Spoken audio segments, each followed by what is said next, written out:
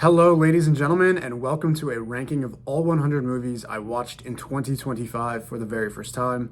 I've never done a video like this before, but for whatever reason, I decided this was going to be the year I was going to watch a ton of movies, and I wanted to rank them all and share with whoever might be interested. So let's get into it. And before we begin, I quickly wanted to shout out Letterboxd, which is an app you can download on your phone. I will be referencing throughout the video. I highly recommend downloading it if you haven't done so already. I know a lot of my friends use it. You can rate movies on your own. You can see what other people rate movies. You can create watch lists, all kinds of stuff. Complete freedom when it comes to movies. Every movie ever made is on there, and you can see what everyone thinks about it. You can see all the details. Highly recommend. The link to my username is going to be in the description if you are interested. And without further ado, let's get right into the rating system. So, we are going to go over every movie that I've watched this year, all 100 of them. I've given all of them a rating between 0.5 and 5. So to start off with the 0.5s, the name for this category is Should Not Exist. So there's only two movies on here. I don't think either one should exist, and I will explain later why. The movies I gave 1 star. There's 3 of them. The category name is Not Worth My Time. Not the worst movie ever made, but not a good movie at all, and I don't think I would recommend watching it, and I'm upset that I watched it. 1.5. Category name, no thank you. Imagine I'm sitting at a dinner table and someone hands me a plate of food. Other people might like it. Not totally interested. I'll take a bite to be polite, but not for me. Not going to ask for it again. Okay, next up we have the 2-star movies. There are 16 of these, and the category name is Missing Something. So this is a below average movie, but it's not terrible. It's generally missing something. It doesn't have the it factor. It didn't keep me intrigued the entire time, but I might have liked the idea. So after that, we have the 2.5-star movies. These are completely average. This is the thumbs up category. Whatever, cool movie, not good, not bad. I'm glad it exists. Some people might love it. It was okay, you know? There are 12 of these on the list. Next up, Seal of Approval. These are the 3-star movies. There are 15 of these. It gets my seal of approval. If you ask Aaron tells you it is a good movie. Nothing more, nothing less. I think it's pretty cool. 3.5. Would recommend is the category. There are 11 movies on here. I would go out of my way to recommend. There's nothing more than that. They might be iconic. They might be something I love, but it's not that great of a movie. Or it might just be a great movie I wasn't a big fan of the plot for. So 3.5 stars. All right, and that brings us to the 4-star movies. There are 17 of them, the most popular category for whatever reason. This is the Bravo category. These movies are great. They're good. They're fantastic. They're very impressive. Whatever the case may be, I really like them. They're 4-star out of 5. Pretty dang good. Next up, we have 4.5 stars. That is the phenomenal category. Not quite perfect, but pretty much as good as it gets. I would recommend these to literally anybody, and they were so much fun. They did an incredible job of what they were trying to do. There's 10 of these. And last but not least, of course, we have a 5-star movie. There's only one that I saw this year. I'm very harsh, as you can see. And this is the best of its kind. This was the best movie I've ever seen of its genre. I've told everybody that who's asked. And that's pretty much it. Starting off with number 100. Not only the worst movie I watched this year, but the worst movie I have ever seen in my entire life. Don't know why it was made. Do not recommend this movie to anyone, but it was Vivarium. Just no. First half, I was honestly kind of intrigued to see what was going to happen, and then it just became absolutely disturbing. Did not pick up at all. Super underwhelming and just absolutely horrible. Don't watch this. And it was Jesse Eisenberg and Imogen Poots. Imogen Poots, ironically, going to start and finish our video tonight. So don't know how that works, but yeah, number 100, worst movie I've ever seen is Vivarium. At number 99, we have Requiem for a Dream. This was a much more popular movie. It got a 4.1 star rating on Letterboxd. So many of you will probably find this to be controversial, but this movie was completely and utterly boring. It was terrible. It did not send a good message at all. For whatever reason, it didn't resonate with me. It was a pretty stacked cast. It came out in 2000, so pretty old, but I'm sure you've heard about this movie before, and I don't recommend you watch it unless you want to waste your time. Next we will move on to the three one-star movies, starting with number 98, Good Burger 2. This was just because I loved the first one when it first came out many, many years ago. I thought it was hilarious when I was a teenager at the time. I had been putting off watching it. As you can see, it came out in 2003, but had to watch it. Not even close to as good as the original. And now that I'm 26 years old, I could not appreciate it as much. So it's a one-star movie. It was really bad, unfortunately. But shout out Keenan and Kel. Next, we have 97. This was Him. This is Jordan Peele's football movie of the year. I think many of you have seen trailers for if you haven't seen the movie. It was very disrespectful to the game of football, and I did not like that part. The acting was okay, but the plot was just super weird, and the ending was even weirder, and I just did not really enjoy it at all. But it was football, whatever, 1 star. And 96, this is the third 1-star movie. We have The Village. This is a community movie, as I mentioned earlier. Super weird. This was Bryce Dallas Howard. Pretty stacked cast around her. M. Night Shyamalan. This is one of the 4 movies I watched. Came out in 2004. Again, just really weird, dark, kind of eerie vibe to it. I didn't really enjoy following any of the characters. There was not a whole lot of camaraderie. Didn't really understand what was happening. And at the end, I was just like, yeah, that was pretty stupid. I don't understand why that was made, and the twist was just it was nothing impressive at all. So next to the 1.5-star category, we have Land of the Lost, and I'm laughing just because of Danny McBride and Will Ferrell, 2 of comedy's best. Just a really stupid movie. This is basically Good Burger 2, but with dinosaurs. Nothing much else to say. It's a 1.5-star movie. If you're a kid and you like to laugh and you're somehow watching this, then you might like it. 94, The Game, very slow moving, boring movie. Didn't really know any of the actors too well. Michael Douglas was the lead, and yeah, couldn't really tell you a whole lot about what this movie was, but it was protagonist versus the world, and he was going through a lot of stuff, and it was weird. It was hard to follow. Whatever. I wouldn't recommend it. After Sun, I gave this one 1.5 stars rating. This was not my kind of movie. I did enjoy the unique perspective that it was filmed with. It was very low budget. But just no, I almost turned this off halfway through.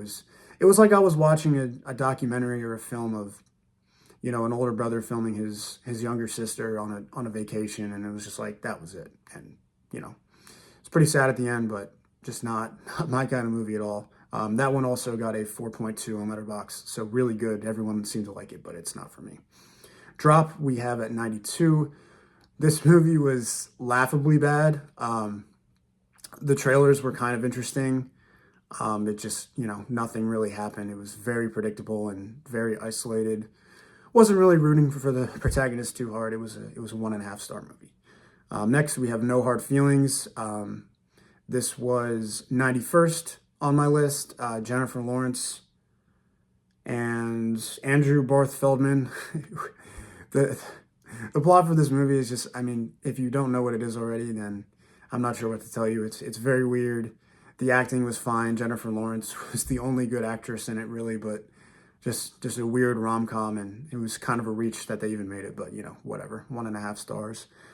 Anyone But You, kind of the same thing. I'm not a big rom-com guy. I don't really know why I decided to watch these, but Sydney Sweeney and Glenn Powell were the stars of this one, and it was a little bit better. I ranked it 90th overall, 1.5 stars, just because I don't really like rom-coms. The acting was not great, but it was at least a more interesting plot, so I'll give it that. 89 overall, we have Freakier Friday. I did not really elect to watch this one, and I never saw the original, so I can't really appreciate it as much, but this one was Lindsay Lohan and Jamie Lee Curtis, 2 of the better actresses of our generation, and, it was okay. It was whatever. It was cool. 1.5 stars, not really for me. The Blair Witch Project, this is another one I thought was pretty overrated given how much I had heard about it. It was a found footage film. I don't want to spoil it too much. It's definitely the most iconic of the 1.5 stars. It was just really boring to me. And it's classified as horror, but, not really scary at all. But I wouldn't recommend watching this unless you really think you have to see the Blair Witch Project. It just wasn't really entertaining. Next, we have Signs at 87. This was another M. Night Shyamalan movie I was not impressed with in the slightest. This was Joaquin Phoenix, I don't know how to pronounce that, and Mel Gibson. Their acting was fine. It was just M. Night. I don't know what you were thinking when you decided to make this movie. It was just not very entertaining. And like similar to The Village, the twist just did nothing for me, and it was a waste of time. So 1.5 stars. Next, we have Coherence. That was 86. This was another one that was directed in a very unique fashion, and I think it could have been better. The delivery was just really poor, I thought. It was a cool concept, but just didn't really keep me intrigued, and I don't really know how to describe it to someone, so if you really want to watch it, go ahead. This one had a 3.7 on Letterboxd, so not terrible, but at number 85, I ranked Mickey 17, a 1.5 star movie. This one kept me intrigued for majority of the first half. I thought it was a really interesting concept, and the acting was pretty enjoyable to follow, but it was almost like a different director went with the whole second half, because it just completely lost all of its spark and everything became so far-fetched, so uninteresting, and I just completely just lost interest about what happened to the main characters. So at the end, I was like, yeah, that was not good. Another 2025 movie. Gave it 1.5 stars. Next up, we have Sleepaway Camp at 84. This is another one that's very unique to the rest of these movies. Don't really know why I watched it, but it came out in 1983, so long time ago. Just, whatever, whodunit, sleepaway camp mystery. This was a bunch of kid actors. There was only a few adults in it. You know, pretty cool. A little disturbing at the end, but it was whatever. I wouldn't really recommend this as a must watch. Apparently it turned into a series, so that's cool, but I'm not going to watch the second one. And then finally, the last 1.5 star movie I rated was 28 Years Later, which is the third movie of the 28 trilogy, I guess we'll call it. And I watched this year. I liked the other two, so I decided to watch the third one. Didn't see it in theaters. Came out in 2025, but like similar to Mickey 17, the first half was really intriguing. I was really excited for the setup, and it just completely fell off. It was just not interesting whatsoever in terms of a zombie movie, and I didn't really like what they did with the character development or any of the sequence of action that came in the second half. So gave it a 1.5 stars. It was not good. All right, now we move on to the 2-star category, and the worst of those being Subservience. This was Megan Fox and Michael Monroe, or Michael Marone, however you pronounce that. This was not a good movie. Don't really have anything to say other than that with the whole... It's very similar to another movie we're going to get to in a minute here, but not for me. It was horrible acting, low budget, whatever. 2 stars at number 81 was 65. This movie came out in 2023. I was really intrigued by it because I just love adventure movies with one person, and I saw the dinosaur in the trailer, and I decided to click. This was Adam Driver. He did a great job, but the directing was not great, and it was really just he was the only character, and he wasn't that good. So it was pretty cool for the dinosaur, but that's about it. It was a 2-star movie. Next, we move on to Presence. This was another low-budget film I randomly stumbled upon. It was okay. The acting was honestly pretty good. It was just such a weird way of directing. It was similar to a couple of the other movies I've talked about, where it was directed in its own way. It's very unique. I don't want to spoil it, but you'll see if you do watch this movie. Very unique, based on a tragedy, kind of. It was more of a horror, but without any horror in it. It was a 2 throughout. Didn't really set me up too well. Didn't end too well. It was just, it was cool. I'm glad I watched it though. It was interesting. Next we have Companion.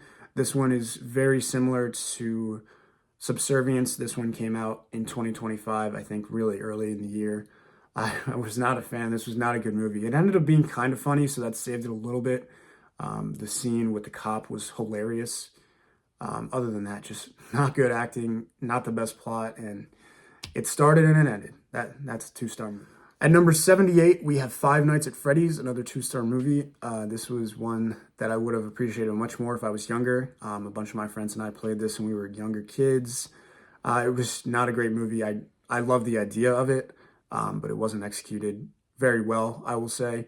I'm a big Josh Hutcherson fan, so I'm glad he was cast as the lead. He did a good job, but just not super entertaining. Didn't do the best job at Five Nights at Freddy's. 77, we have Prometheus. This is an alien space travel kind of movie. Didn't really know what I was getting into, but it looked interesting. Cast was pretty good. The acting was good. It was just very unoriginal. I'd seen plenty of movies similar to it in the past, and nothing really happened at the end. It was kind of just, this was our movie. The main character survived, and they didn't find anything out. It was kind of just everybody else died, and sorry to spoil it, but it wasn't that impressive to me. So 76, Labyrinth. This is another one that's kind of a kids tailored themed movie. Had no idea that's what I was going to watch when I first started it, but Jim Henson, one of the goats, it was pretty cool. A couple weird, interesting scenes with David Bowie, but Jennifer Connelly was great, and it's definitely the youngest she's been in a movie. Just, it was cool. It made me reminisce on my old Muppets days when I was a big fan of those. So, The Labyrinth. 75, we have Don't Breathe 2. This was similar to Good Burger. I just really liked the first one. The first one was way better than Don't Breathe 2. Just a nonstop action movie. Don't really need to watch this at all, but it was okay. It was 2 stars. Nothing really else to say other than that. It was just an action movie. Next, we have Uncharted. This was pretty cool, honestly. I love the idea of it. It was just not the best directed, best executed movie. Tom Holland and Mark Wahlberg starred in this one, and I am a sucker for the ocean.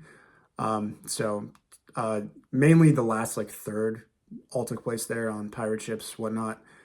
Just the definition of an adventure movie, nothing more. At number 73, we have Serenity. This was rated really low on Letterboxd. This was a 2.2. I saw Matthew McConaughey and Anne Hathaway were the 2 stars, so of course I had to watch it. Not very interesting at all, but good acting, and it also took place on the water, so a little bit biased there. Definitely don't need to watch this one, but it was kind of interesting at points. Next, we have The Mummy. This was Brendan Fraser. I'm also a big fan of his. This came out a while ago in 1999. Again, the definition of an adventure movie. There's mummies, there's people trying to kill these mummies, and there's mummies killing people. So yeah, just a badass movie. Nothing really else to say to that other than that. This was iconic. Speaking of iconic, we move on to number 71. We have 2001: A Space Odyssey. This, of course, will probably also be controversial, but it was very boring.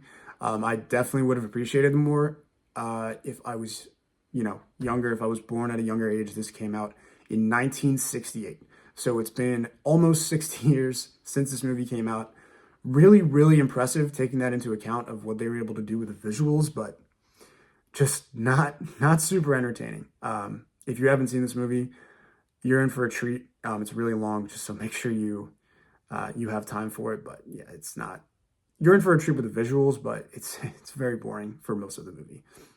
Next, we have Hereditary. This again, I ranked at 70. Very overrated, in my opinion. One of the 2 Ari Aster films we're going to discuss here on this list. Not for me at all. I love Toni Collette, so I thought she did a great job, but it was just really weird. There's nothing other to say. I love Ari Aster. I realized this year he's a great director, and I'm excited to see what he has in the future. But to me, this was a baseline. This was, I hope, the worst kind of movie he'll make because it was very weird. I did not enjoy the plot. Coming in at 69, we have Disappearance at Clifton Hill. This was one of the closer movies I would consider to a crime movie. Just tells the tale of a girl who is involved with a murder.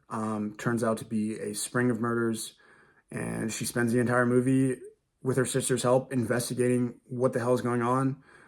It's pretty intense. I thought they did a good job directing it. Another low budget. Didn't really know any of the actors, but they did a good job. It was a 2 out of 5 star movie. Whatever. There's better crime movies out there, but I was impressed. They did a good job. So finally, with the end of our 2-star movies, I really wish I could move these up because Uma Thurman was such a badass. But Kill Bill Volume 1 coming in at number 68. Other people are going to like this movie more than I did, but it was just too boring at the end of the day. I'm generally a Quentin Tarantino fan and the way he styles his movies, but this one just did not work super well. The action scene where she kills, I don't know, about 100 agents or security guards, whatever, was super cool, but it was just like, that was it. And then she moved on. So Uma Thurman, like I said, badass, cool movie, but nothing more than 2 stars. It's very close to 2.5, but 2-star movie. And then Kill Bill Volume 2, I liked a little bit more, only because we got to find out a little bit more about Bill and his story and how everything kind of came together.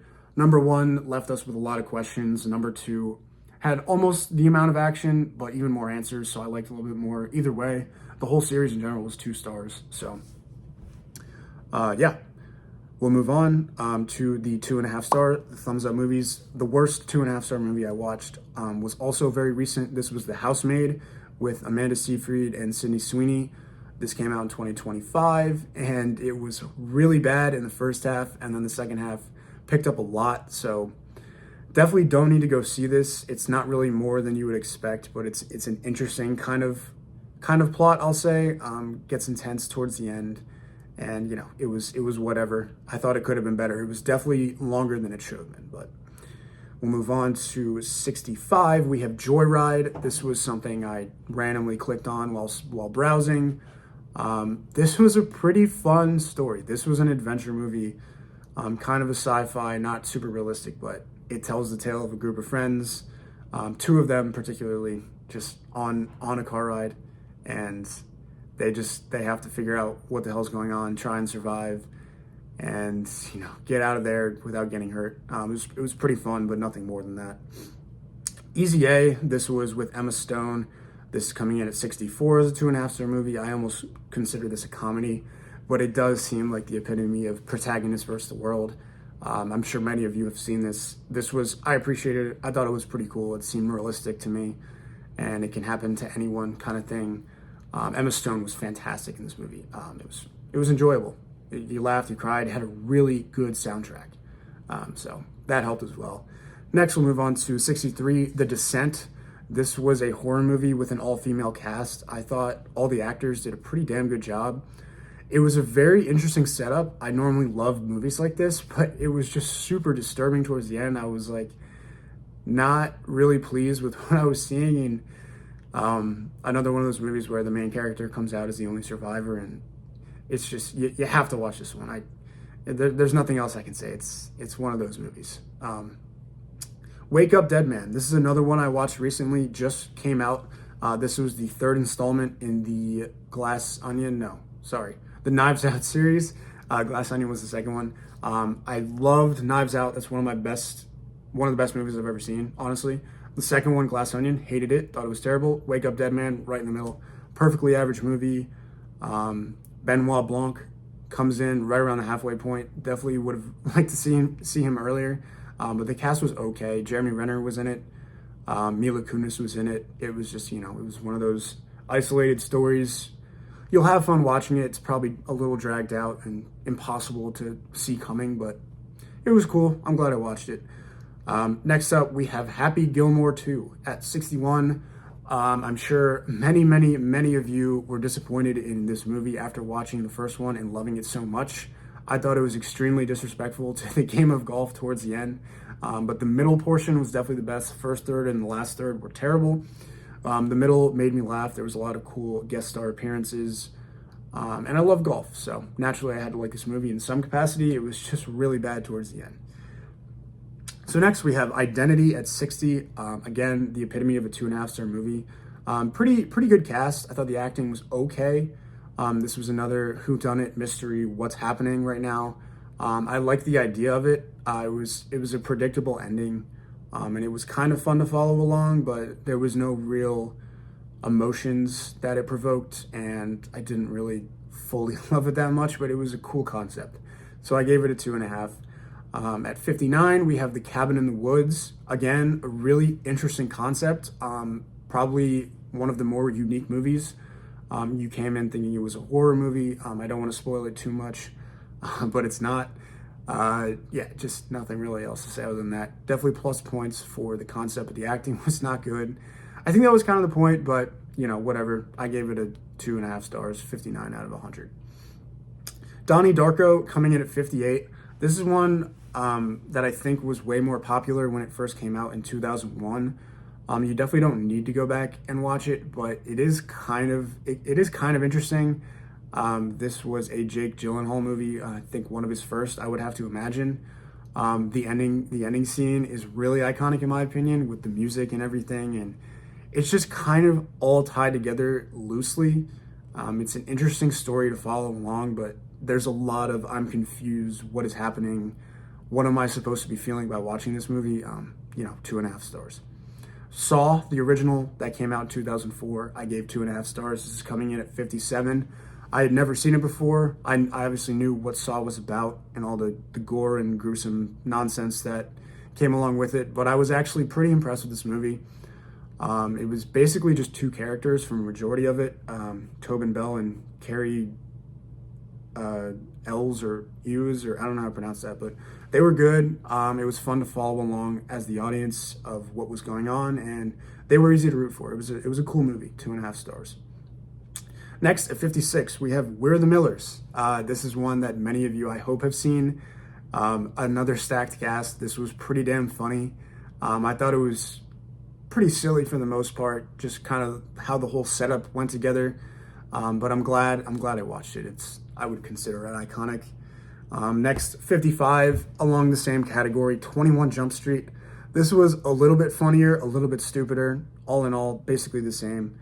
55th best movie I watched this year. I don't know how I hadn't seen it before, but I am a huge Jonah Hill fan, and he was absolutely hilarious.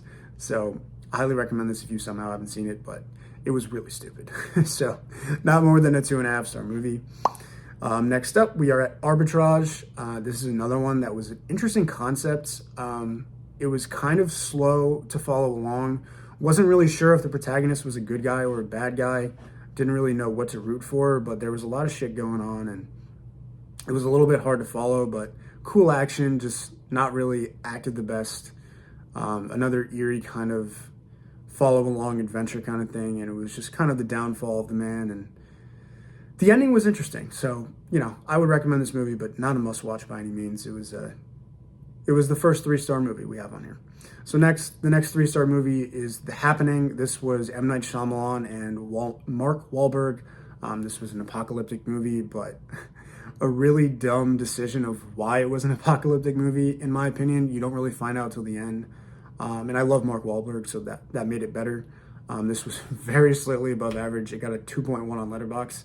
So most people did not like this at all, but I thought it was cool. It kept me entertained. Next, we have Gattaca at 52. This was another 3-star movie. This was Ethan Hawke, Jude Law, and Uma Thurman. So pretty nice trio there of actors. This one was really interesting. It was slow, which is why it wasn't a higher rating. But I would recommend this for sci-fi fans. Just kind of cool to follow along. There's a lot of movies similar to it, but I did enjoy it. It was intense, and I was, on the edge of my seat for a little bit, rooting for the protagonists. Okay, next up, we have Catch Me If You Can. This was Leonardo DiCaprio, came out in 2002. Again, kind of hard to follow, but just entertaining for the most part. It was him against Tom Hanks, traveling all over the world, which I liked. Leo just getting himself in and out of trouble. Not a whole lot, much more than that. There's a reason it's not his most famous movie, but it's Leo, it's Tom Hanks. I would recommend this. Okay, and that brings us into the top 50. Drum roll, please. We are starting off with Late Night with the Devil. This one stars David Dastmalchian. It's a found footage representation of a late night comedy show, one episode where things went wrong. It's pretty damn cool. I wanted to like it more than I did, but it just got really weird towards the end, and I would recommend this one. You should watch this. It's just, the acting's not great, but it's pretty cool. It was a cool concept. So, Elf at 49. Everyone, I would hope, has seen this. I can't believe I watched it for the first time this year, but I did. 3-star movie. It's pretty silly. Love the concept. Cool Christmas movie. Will Ferrell's great. Nothing much else to say other than that. We move on. 48, Bridge to Terabithia. Another Josh Hutcherson movie. This was with Anna Sophia Robb. Pretty cool movie. I definitely should have seen when I was younger, but heard good things about it, wanted to watch. I thought it would be more sad based on what I had heard about it. Obviously, very tragic what happens towards the end, towards the middle, but it was a good movie, nothing crazy, just a fun little fictional things go well until they don't, how to deal with pain, family, all that. Cool movie, 3 stars. Next, 47, we have The Assessment. This was a really cool movie. Elizabeth Olsen, Alicia Vikander, and Himesh Patel did a really good job. And this was, if you're a thinker, you will love this movie. It definitely drags you on. If you're not super patient, you probably won't like it, but it's a really cool concept, and it's really tough to just watch with the protagonists how things kind of unravel and how shit hits the fan. And you know it's coming, but it's a matter of how. So, really cool mind movie. I like what they did with that one. Next, we have 127 Hours. This was one of those films that's basically with one character, which was James Franco. He was incredible. His performance was so good. It definitely hurts a little bit having only one character. From my perspective, it makes it a little bit less enjoyable, but it was pretty damn good for all that. Basically goes out on vacation, not a vacation. He goes out on an expedition hike by himself, ends up getting trapped and has to spend 127 hours in the same spot with no movement, access to food, water, communication, anything. And you'll just have to watch to see if he survives. 45, we have The Beach. This is Leonardo DiCaprio.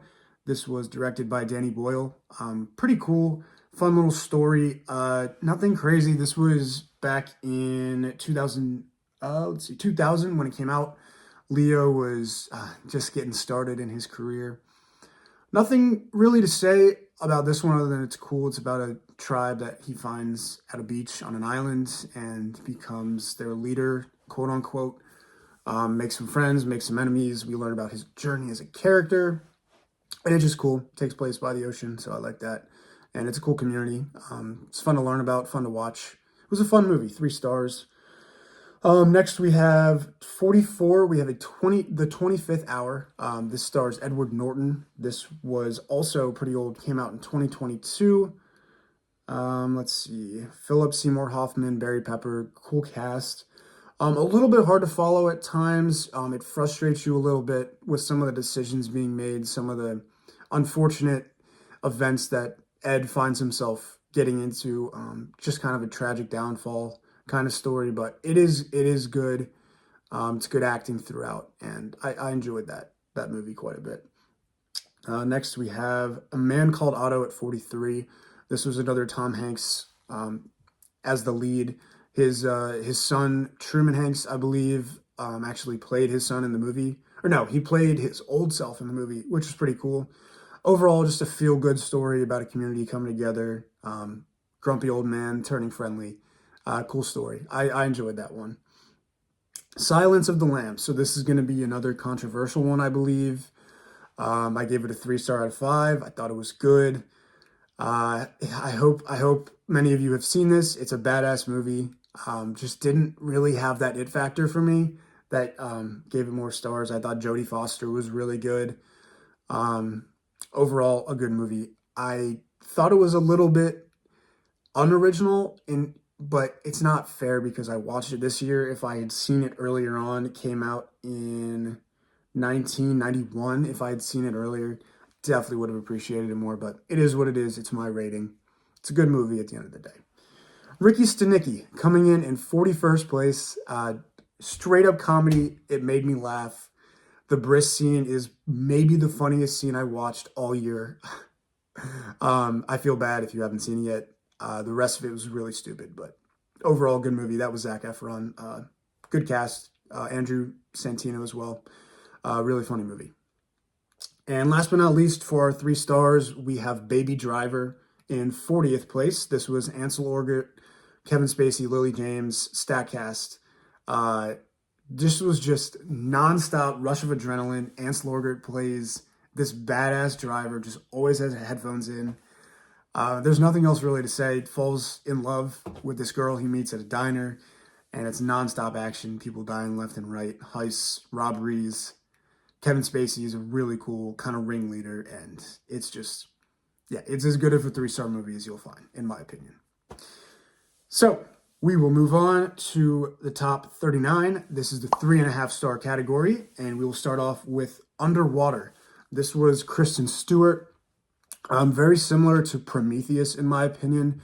It's an alien movie, but it takes place at the very bottom of the ocean. Essentially, there's this large headquarters at the bottom of the ocean for exploration, and shit goes wrong. I don't want to spoil it too much, but let's just say some creatures interfere with their plans and force them all out. So they all have to get to the surface without dying, and it gets very entertaining. And you'll just have to see who survives and who doesn't. So that's Underwater. Next, 38, we are going with Longlegs. This one came out last year in 2024. Very similar to Silence of the Lambs. So if you like Silence of the Lambs, you'll like this one. I saw it before Silence of the Lambs, so that's probably why I gave it the nod. It's a 3.5-star movie. This was, let's see, Micah Monroe and Nicolas Cage were the two main leads, and they did a great job. It was directed well, it was scripted well, it was very unique, not your typical horror movie, and it was fun to follow along throughout. You were really trying to see what happens while also rooting for the protagonists, and there's twists as well. It's a fun story. 37, we have Unbreakable. This was Bruce Willis and Samuel L. Jackson. I'm sure a lot of you have seen Split. This is essentially the movie that came out before it. To lead into it, there's a word for that, and it's prequel, but it came out beforehand. This one came out in 2000. Another M. Night Shyamalan movie. It's really good. The twist at the end is very surprising. It doesn't add a whole lot, but it just... You just would never have seen it coming. And Bruce Willis and Samuel L. Jackson, I mean, two of the best. They do a great job in this movie, and it's very fun. It's easy to follow, and just a lot of cool scenes go down. So I highly recommend that one. 36, we have 12 Years a Slave, another very long movie, but it was really done well. In my opinion, I thought it could have been a little shorter, but it was a cool story. I always like watching history movies from that period of time that kind of just portray nonfiction kinds of periods of our history. So I enjoyed it for that reason. It was acted well. It was done well. I'm glad I watched it. We even got a little Brad Pitt character appearance towards the end, so that was cool. Really good movie. Very sad, emotional, but it was done well. It was a 3.5-star movie for me. Next at 35, we have My Cousin Vinny. Very excited to share that I loved this one. Very, very funny. Joe Pesci is just the dumbest guy of all time, and it's really cool seeing him in a courtroom.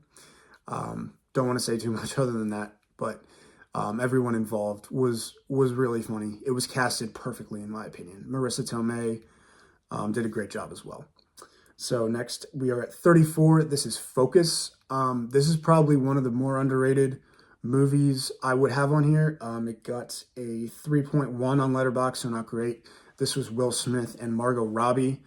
There's really just one scene in here with BD Wong towards the halfway point, definitely in the first half of the movie.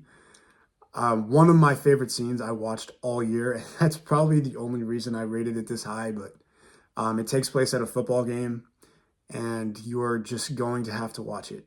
And if you like gambling, if you like football, if you like Will Smith, you are going to love this scene. And the rest of the movie was cool. It wasn't anything crazy. I think without this scene, it probably would have been a 2 or 2.5, but just unbelievable scene. And I have to tip my cap. So enough about Focus. We move on to Heretic. This is at 33. This was Sophie Thatcher, Hugh Grant, and Chloe East, the only 3 characters, essentially. We also got a guest appearance from one of the characters in that 70s show, which was pretty cool. But this movie kept me on the edge of my seat for the first 3 quarters, and then it just got really weird at the end. I was so set on it being a 4 until the ending. But a good movie, a really unique concept. It all takes place in one house, essentially, just really well acted. And the protagonist ends up winning at the end of the day. So fun little story there to keep you entertained, keep you intrigued. Next, we move on to Midsommar. I think a lot of people who have seen this would love it as much as I did. I ranked it 32nd. This is the other Ari Aster film. I absolutely love the way he directs his movies. It's such a weird, unsettling kind of plot, but the visuals are unbelievable. It takes place in Sweden, and it's so unique from any other horror movie you'll see because it's all in daylight, and you just kind of slowly watch your main character change into a completely different person. And it's a fun story. I feel like I'm one of the people who would like it as much as I did. It's definitely not for everyone, but I highly recommend at least giving it a shot. It was really cool. 31, we have Cloverfield. This was another found footage apocalyptic film I had not really heard anything about, but it's just nonstop chaos. It's literally an alien invasion. This giant like Godzilla thing lands on Earth and terrorizes the city of New York. And we get to see it through the eyes of this one friend group. And it's just really well done. It's really impressive. It's nonstop fun, nonstop action. You just, yeah, there's nothing else other to say. It doesn't make you think at all. It's just all right out in front of you. You just get to see this badass sequence of apocalyptic events unfold through the lens of a camera. So really unique there. I really enjoyed that movie. The final two, 3.5 stars, we have Captain Phillips coming in at 30. This is a badass movie. If you've seen it, you know exactly what I'm talking about. It's Tom Hanks fighting off Somalian pirates, and there's not much else to say other than that. I'm sure you've seen the famous line, "I am the captain now." Yeah, that's what this movie's from. It's badass. It's a 3.5 stars. Definitely almost as good as it gets for 3.5 stars. But yeah, very impressive. Highly recommend if you have not seen it. And last but not least, at 29, we have Fight Club. I know a lot of you have probably seen this. Brad Pitt and Edward Norton. Fantastic movie. It's off the rails, I think is a good way to put it. You follow through the perspective of Edward Norton, and it's one of those where it's untrustworthy narrator, I think is what it's called. You don't really know what's going on half the time, but it's badass. It's dope. The acting is phenomenal, and it's a very creative plot. So that's what I would say about Fight Club. And there's nothing much else I can say because that's the first rule of Fight Club. And we are now on to our 4-star movies. Starting off with 28, we have Jaws. Steven Spielberg came out in 1975. This is probably the most seen movie on this entire list. I'm pretty sure I'd seen at least clips of it before, but I wanted to include it just because I watched it in its entirety in one sitting, and it was great. It was one of the classics. Not really a movie like for me, kind of doesn't really make you think, but you know what Jaws is. It's a 4 out of 5. Hats off. Shark movie. Sharks are dope. 27, we have Meet the Fockers. This is the sequel to Meet the Parents.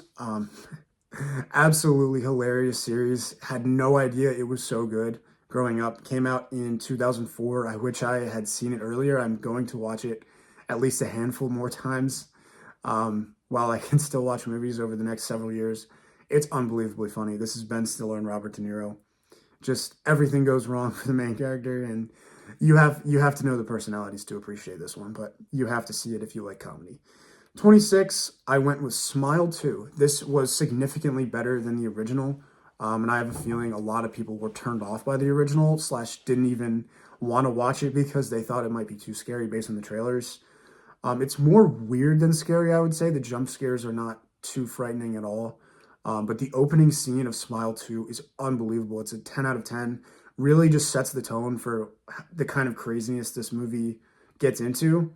It's not really related to the first one. I mean, it kind of is, but you don't need to see the first one to watch it. Highly recommend Smile 2. 25, we have the original Scream movie, going back to the category of Jaws. I like this one more. This was a fun movie. I put it in its own thing category because I laughed. It was not scary, but the mask used to scare me as a kid, so I was always kind of hesitant to watch it. It's mystery because you don't really know who the killer is till the end. Overall, just like a feel good. It's a fun story, fun adventure to follow with the kids. Courtney Cox, Neve Campbell, David Arquette, great acting, and it was just fun. I wish I had seen it earlier. Nona's coming in at 24. This came out the beginning of 2025 as well. This is Vince Vaughn as the ringleader, basically reopening an Italian restaurant. Nothing much other than that. It's a really feel-good story. Just really well done. The acting was cool. It was extremely believable. And they showed a lot of good food, a lot of cooking. It was cool to see the story, the way it was built from the ground up, facing adversity just when you think there's no hope. Everything goes right kind of thing. It was feel good. It was a great movie. Next, we are at 23. Back to the same theme of classics. I went with Taken. I thought this movie was really awesome. I knew, of course, the line, "If I find you, I will kill you," kind of iconic. I had just never actually seen the movie. It was nonstop action. It was really fun. I wanted to think it was cheesy, but I just couldn't. It was so well done. I'm not a Liam Neeson fan at all. I think he's like one of the more overrated actors. I just think his tone is pretty boring and his facial expression and all that. But that's a story for another day. Taken was really awesome. I love that movie. 22, I went with Primal Fear. This movie was awesome. This was, let's see, it was Ed Norton and Richard Gere, I want to say, were the two main characters. Ed just, I'm a big Ed Norton fan. This was by far his best movie that I've ever seen. Just unbelievable acting. Really unique plot. I thought the ending could have been a little different. If you've seen the movie, you might know what I'm talking about. It definitely would have been at least 4.5 if it was what I wanted it to be. But absolutely a 4-star movie. This one was great. You'll just have to watch it to know what I'm talking about.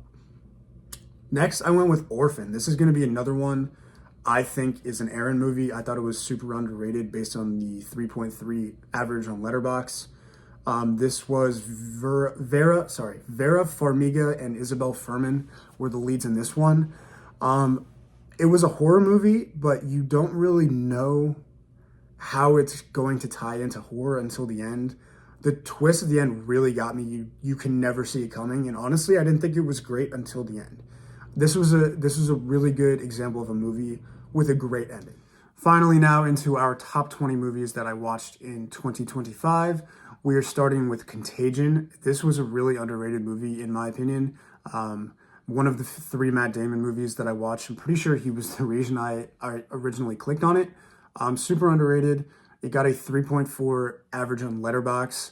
Just an apocalyptic, really fast pace. Disease is about to be widespread throughout the entire world, and this team of doctors, individuals, has to figure out how to stop it. There's a lot of conflicting parties, a lot of adversity, and it's really awesome. I would highly recommend this to anyone who loves those kinds of movies. Great acting, great script as well. Number 19, we have 28 Days Later, the original of the 28 trilogy. It's filmed in a very unique way.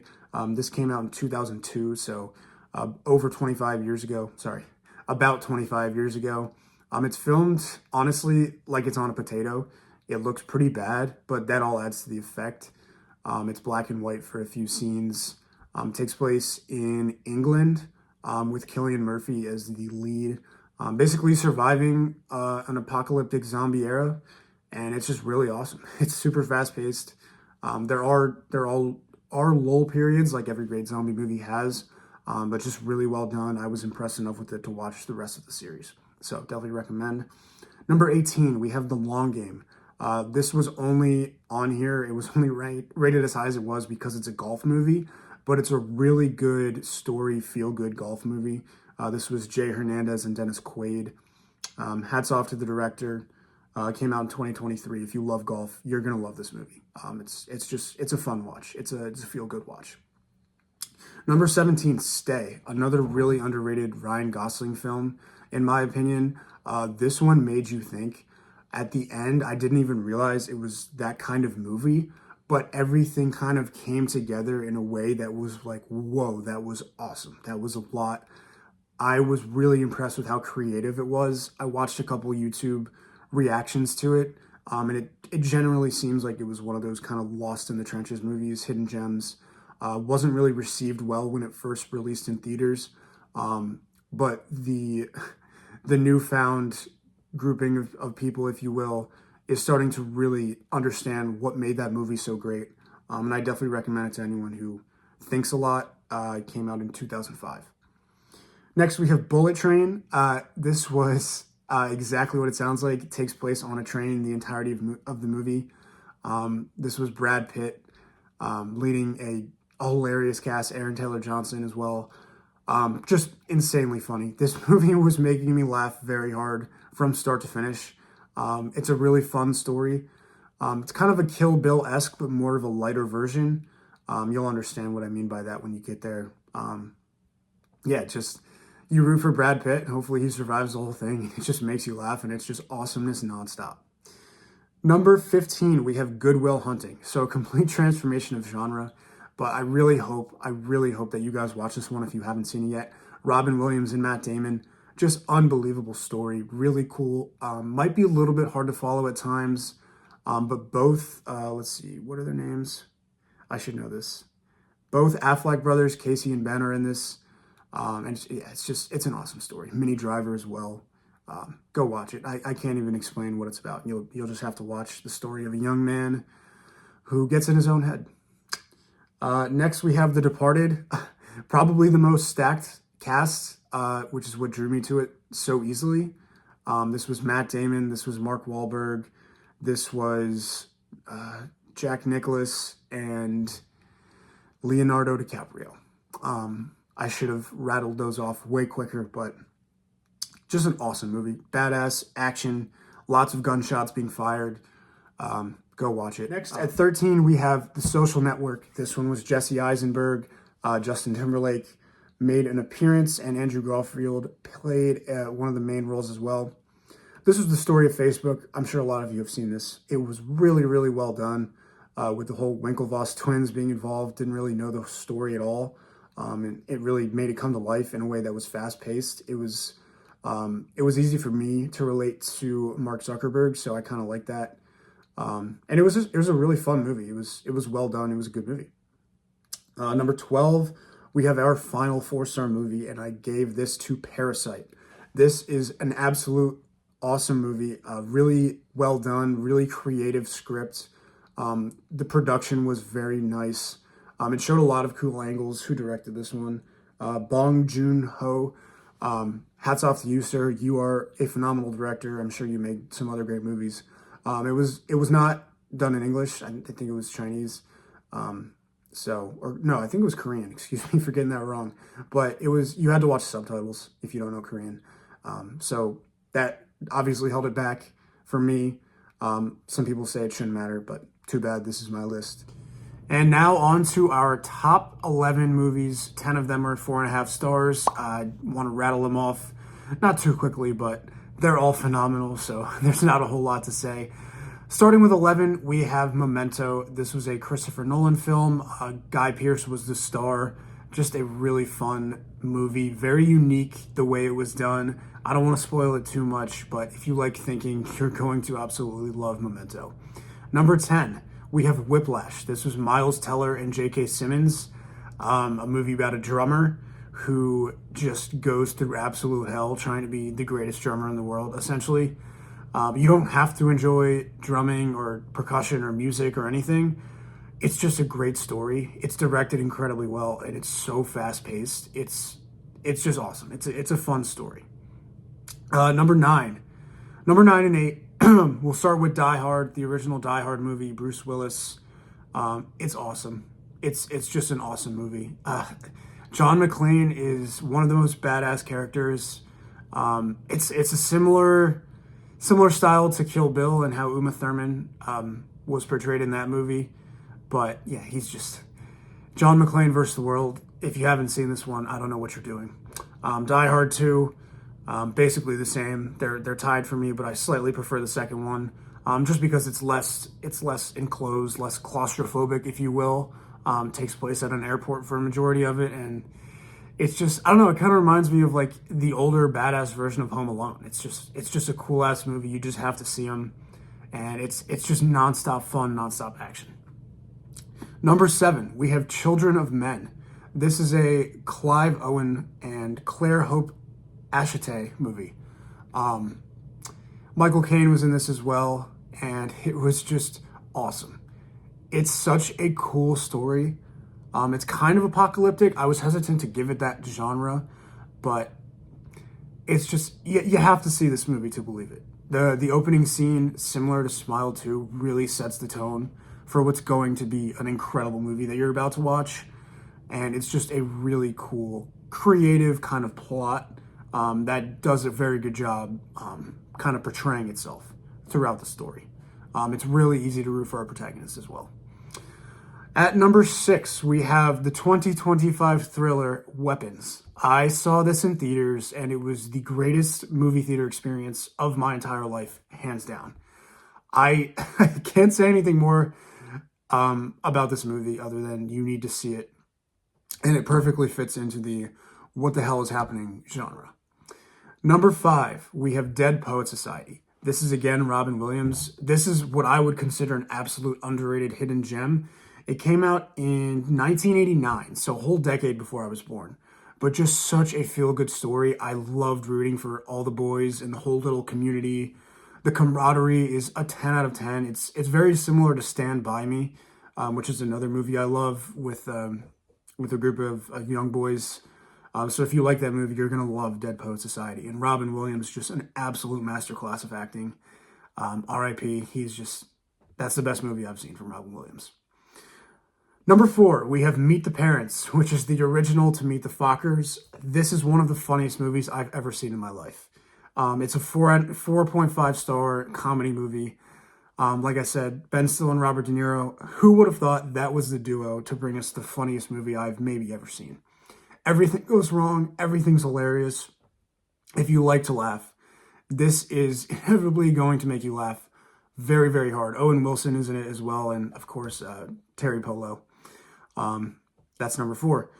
And finally, into our top 3, we're going back to Christopher Nolan. Yes, 2 top 10 appearances, 2 top 11 appearances for Christopher Nolan. We have The Prestige. This was such an incredibly creative movie. It's about 2 magicians, and there's nothing else to say other than that. It's Hugh Jackman, it's Christian Bale. It is unbelievably directed. Michael Caine as well.